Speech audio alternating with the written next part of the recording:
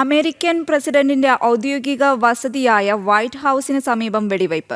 2 സുരക്ഷാ ഉദ്യോഗസ്ഥർക്ക് ഗുരുതര പരിക്കേറ്റു. നാഷണൽ ഗാർഡ്സ് അംഗങ്ങൾക്കാണ് പരിക്കേറ്റത്. അക്രമിയെന്ന് സംശയിക്കുന്ന ആളെ പോലീസ് കസ്റ്റഡിയിലെടുത്തു. ഇതിന്റെ വിശദാംശങ്ങൾ കൂടി ഐസൺ തരേണ്ടതുണ്ട്. ഐസൺ, എന്തിന്റെ പ്രകോപനത്തിന്റെ അടിസ്ഥാനത്തിലാണ് ഇയാൾ വെടിവയ്പ് നടത്തിയത്? വിവരങ്ങൾ.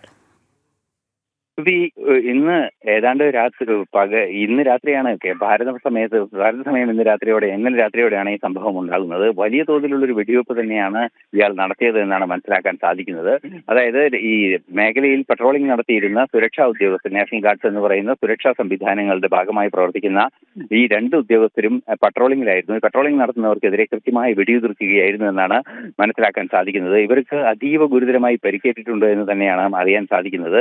പലതവണ വെടിയേറ്റിട്ടുണ്ട് 2 പേർക്കും എന്ന റിപ്പോർട്ടുകൾ പുറത്തു വരുന്നുണ്ട്. ഇക്കാര്യത്തിൽ കർശന നടപടി ഉണ്ടാകുമെന്നും ഈ ആക്രമിയെ വെറുതെ വിടില്ലെന്നും ട്രംപ് സമൂഹ മാധ്യമത്തിൽ കുറിച്ചു. ആക്രമിയെ അദ്ദേഹം ഒരു മൃഗം എന്നാണ് പരാമർശിച്ചുകൊണ്ട് സമൂഹ മാധ്യമ കുറിപ്പ് തന്നെ ആരംഭിക്കുന്നത്.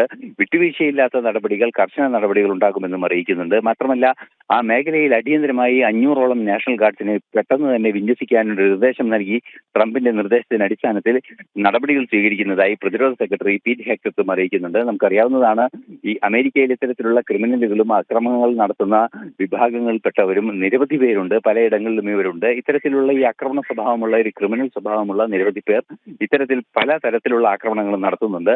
ഇവരുടെ ആക്രമണങ്ങൾ സംബന്ധിച്ച് ഇപ്പോൾ ഉണ്ടായ വൈറ്റ് ഹൌസിന് സമീപം സുരക്ഷയിൽ ഉണ്ടായിരുന്ന നാഷണൽ ഗാർഡ്സിന്റെ ഉദ്യോഗസ്ഥരെ ആക്രമിച്ചതിന്റെ പിന്നിലുള്ള കാര്യമെന്തെന്ന് ഇതുവരെ വ്യക്തമായിട്ടില്ല. എങ്കിൽ കൂടി ഈ അക്രമിയെ അറസ്റ്റ് ചെയ്ത് ചോദ്യം ചെയ്യുകകൾ തുടരുന്നു എന്നാണ് അറിയാൻ സാധിക്കുന്നത്. 2 പേർക്ക് ഗുരുതരമായി പരിക്കേറ്റിട്ടുണ്ട് എന്നാണ് റിപ്പോർട്ടുകൾ പുറത്തുവരുന്നത്. നേരത്തെ ഇവർ മരിച്ചതായി വന്ന റിപ്പോർട്ടുകൾ ഔദ്യോഗികമായി തന്നെ അമേരിക്ക നിരസിക്കുകയും ചെയ്യുന്നുണ്ട്. ശരി, ഐസൺ ജോസ് ആണ് വിവരങ്ങൾ പങ്കുവച്ചത്.